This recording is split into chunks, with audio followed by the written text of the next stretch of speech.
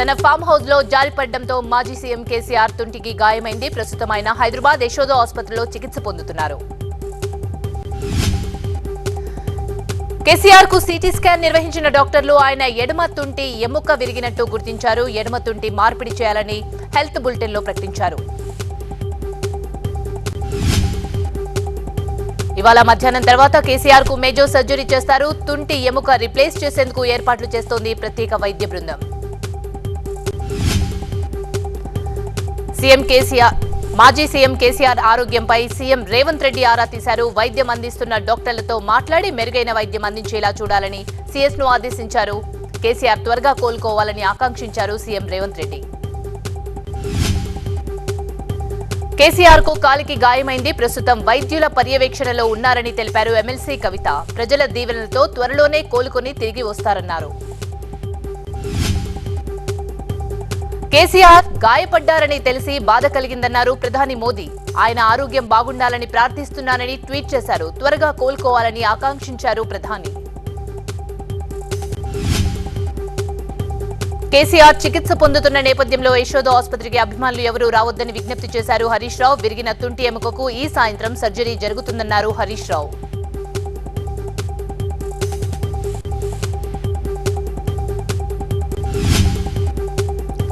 తనకు శుభాకాంక్షలు అందిస్తూ ట్వీట్ చేసిన ఏపీ సీఎం కు ధన్యవాదాలు తెలిపారు రేవంత్ రెడ్డి. ఏపీతో పాటు పొరుగు రాష్ట్రాలతో పరస్పర సహకారాన్ని ఆకాంక్షిస్తున్నామని తెలిపారు రేవంత్. ప్రజా దర్బార్లో ప్రజల నుంచి వినతి పత్రాలను తీసుకున్నారు సీఎం రేవంత్ రెడ్డి. వాటి పరిష్కారం దిశగా చర్యలు తీసుకోవాలని అధికారులకు సూచించారు. ప్రజా దర్బార్లో సీఎం రేవంత్ కు బల్మూరి వెంకట్ అర్జీ ఇచ్చారు. 2 పరీక్షలు ఒకే రోజు ఉండడంతో టీఎస్ జెన్కోలో ఏఈ పరీక్ష వాయిదా వేయాలని కోరారు. సీఎం రేవంత్ ను కలిశారు. కొండపోచమ్మ బాధితులు తమకు ఇంకా పరిహారం అందలేదని ఆవేదన వ్యక్తం చేశారు. వెంటనే పరిహారం చెల్లించేలా చూడాలని విజ్ఞప్తి చేశారు. తాను సీఎం కావాలని ఎప్పుడూ అనలేదన్నారు మంత్రి కోమటిరెడ్డి వెంకటరెడ్డి. అయితే రేవంత్ రెడ్డితో తనకు ఎలాంటి విభేదాలు లేవో, మార్పు కావాలని మమ్మల్ని ప్రజలు దీవించారు. 6 గ్యారంటీల పథకాలను అమలు చేస్తామన్నారు కోమటిరెడ్డి. సీఎం రేవంత్ తో అసెంబ్లీ కార్యదర్శి సమావేశమై రేపు ఉదయం 10 గంటలకు జరిగే అసెంబ్లీ సమావేశం గురించి చర్చించారు. రేపు అసెంబ్లీలో ప్రమాణ స్వీకారం చేయనున్నారు కొత్త ఎమ్మెల్యేలు. తాను పార్టీ మారుతున్నట్టు వస్తున్న ప్రచారం అవాస్తవమన్నారు బోధ్ ఎమ్మెల్యే అనిల్ జాదవ్. అధికారంలో ఉన్నా లేకున్నా బీఆర్ఎస్ లోనే ఉంటానని ఆ పార్టీ ఎమ్మెల్యే అన్నారు. అత్తారింటికి దారి కన్నా రాజధాని దారి తెలియడం లేదన్న పవన్ వ్యాఖ్యలు సరికాదన్నారు మంత్రి అమర్నాథ్. పవన్ కు విశాఖ, ముంబై, రష్యాలో 3 అత్తలున్నారు, అందుకే అంత కన్ఫ్యూజన్ అన్నారు అమర్నాథ్. ఏలూరు జిల్లా భీమడోలు మండలం పూళ్లలో వర్షాలకు దెబ్బతిన్న పంటలను పరిశీలించారు పురంధేశ్వరి. తడిసిన ధాన్యాన్ని ప్రభుత్వమే కొనుగోలు చేయాలి. ఎకరాకు 50,000 పరిహారం ఇవ్వాలని కోరారు పురంధేశ్వరి. తుఫాన్ ప్రభావిత ప్రాంతాల్లో సీఎం జగన్ పర్యటిస్తున్నారు. తిరుపతి జిల్లా వాలిరెడ్డిపాలెంలో తుఫాన్తో దెబ్బతిన్న పంటలను పరిశీలించిన జగన్ బాధితుల్ని ఆదుకుంటామని భరోసా ఇచ్చారు. తాను వర్ష ప్రభావిత ప్రాంతాలకు వెళ్తున్నానని తెలిసి సీఎం జగన్ హడావిడిగా బయలుదేరారన్నారు టీడీపీ అధినేత చంద్రబాబు. గుంటూరు జిల్లా రావింద్రపాడ్లో రైతులను పరామర్శించిన చంద్రబాబు ఇంకో 3 నెలలే ప్రజలు కష్టాలుంటాయని చెప్పారు. విద్యుత్ శాఖపై సీఎం రేవంత్ రెడ్డి సమీక్షా సమావేశం నిర్వహించారు. తెలంగాణ విద్యుత్ శాఖ 85,000 కోట్ల నష్టంలో ఉందని పవర్ పాయింట్ ప్రజెంటేషన్ ఇచ్చారు అధికారులు. విశాఖ క్యాంపు కార్యాలయాల తరలింపు జీవోపై హైకోర్టులో విచారణ జరిగింది. ఈ పిటిషన్ కు విచారణ అర్హత లేదని ఏజీ వాదనలు వినిపించగా కోర్టు పరిధిలో కేసు నడుస్తుండగా ఎలా తరలిస్తానని వాదించారు మరోవైపు న్యాయవాదులు. మిచాంగ్ తుఫాన్తో ఏలూరు జిల్లా ధాన్యం తడిసి ముద్దవడంతో రైతులు ఆందోళన వ్యక్తం చేస్తున్నారు. జిల్లాలో 23,000 హెక్టార్లలో పంట నష్టం జరిగిందని ప్రాథమిక అంచనాకు వచ్చారు అధికారులు. కుమ్రంబి ఆసిఫాబాద్ లో ప్రిన్సిపల్ వేధింపులపై గలమెత్తింది. విద్యార్థుల ధర్నా చేశారు. అయితే ప్రిన్సిపల్ ను విధుల నుంచి తొలగిస్తామని వారికి హామీ ఇచ్చారు కలెక్టర్. అనంతపురం జిల్లా బుక్కరాయ సముద్రం పోలీసులు వికలాంగుడిని చిత్రహింసలు పెట్టడంతో ఆత్మహత్యకు ప్రయత్నించాడు. పురుగుల మందు తాగిన మహానందిరెడ్డిని ఆసుపత్రికి తరలించారు. నెల్లూరు జిల్లా విడవలూరులో ద్విచక్ర వాహనాన్ని దొంగిలిస్తూ చిక్కిన దొంగ పోలీసులపై రాడ్డుతో దాడి చేశాడు. గాయపడ్డ కానిస్టేబుల్ ని ఆసుపత్రికి తరలించారు. దొంగను అదుపులోకి తీసుకున్నారు పోలీసులు. మరో 5 దేశాలకు బియ్యం ఎగుమతుల్ని అనుమతించింది కేంద్ర ప్రభుత్వం. దేశంలో ఆహార భద్రత కోసం ఈ ఏడాది జూలైలో విదేశాలకు బియ్యం ఎగుమతులపై విధించిన ఆంక్షలను క్రమంగా సడలిస్తుంది కేంద్రం.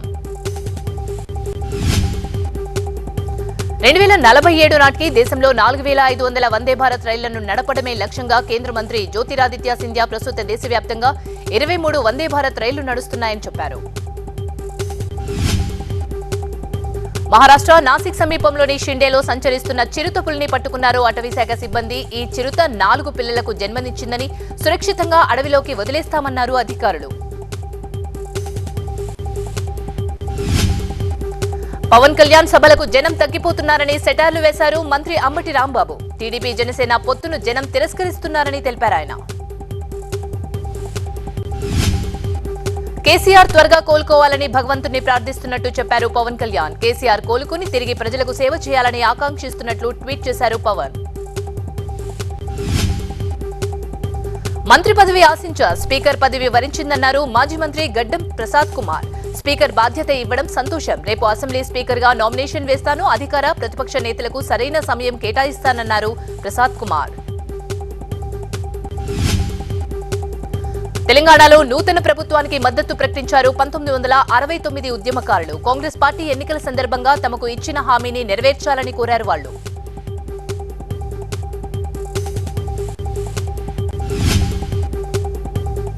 జమ్మూలో రోడ్డు విస్తరణలో కొన్ని ఇళ్లను కూల్చేస్తున్నారు.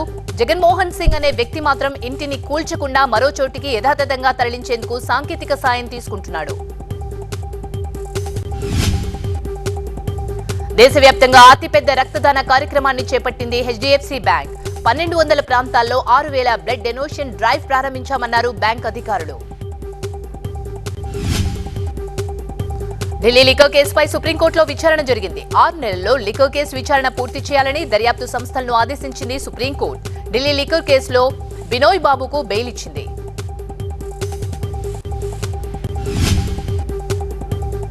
ఉత్తరాఖండ్ డెహ్రాడూన్ లో డెస్టినేషన్ ఉత్తరాఖండ్ పేరుతో గ్లోబల్ ఇన్వెస్టర్స్ సమిట్ ను లాంఛనంగా ప్రారంభించారు ప్రధాని మోదీ. రాష్ట్రంలో పెట్టుబడులు పెట్టేందుకు ఉత్సాహం చూపారు పారిశ్రామికవేత్తలు. గ్లోబల్ ఇన్వెస్టర్స్ సమిట్ ను ప్రారంభించిన అనంతరం ఎగ్జిబిషన్ ను పరిశీలించారు ప్రధాని. దేశంలో పెట్టుబడులు పెరుగుతున్న తీరును మోదీకి వివరించారు అధికారులు. అభివృద్ధి సంక్షేమానికి ఉత్తరాఖండ్ నిలువెత్తు రూపమన్నారు ప్రధాని మోదీ. గ్లోబల్ ఇన్వెస్టర్స్ సదస్సు ప్రారంభం అనంతరం పెట్టుబడిదారులను ఉద్దేశించి మాట్లాడారు.